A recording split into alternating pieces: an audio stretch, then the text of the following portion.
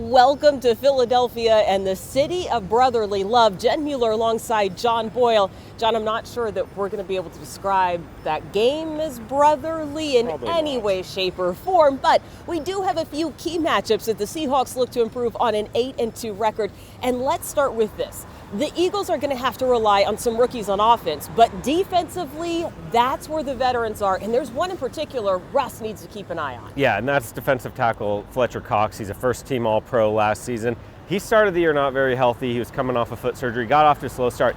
He's getting healthy and playing better lately, and it's no coincidence that their defense is playing a lot better lately. Their last three opponents have scored a combined 44 points, and as you said, their offense has had some issues, but that defense is really clicking. And in the Seahawks last game, their pass protection was pretty solid overall against a great 49ers front, but if you look at where the pressure came from, it was in that interior rush. So Seahawks are going to have to be really sound in the middle of their line.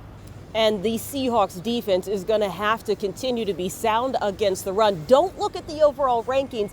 Look at the fact they have not allowed 100 yards rushing in each of the last three games. Exactly. The Eagles are a team that runs the ball well, especially in their wins. They're coming off a couple big rushing performances in their last two victories. And with the injuries that we already mentioned, some of those are at receiver. We know they're going to want to run it. And as KJ Wright told me the other day, look, they didn't do a great job containing Lamar Jackson. Nick Chubb of the Cleveland Browns had some big runs against them. But since then, they've really locked it up. As you said, 3 straight without 100 yards. 49ers had the number 2 run offense in the league, and the Seahawks held them to 87 yards and a 3.2 yard per carry average. So keep that run game up.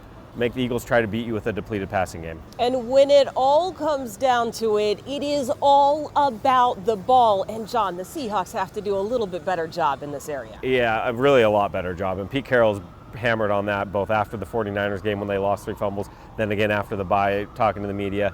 It's been a problem this year. The Seahawks last year led the league with fewest turnovers, only 11. They've already lost 11 fumbles just this season.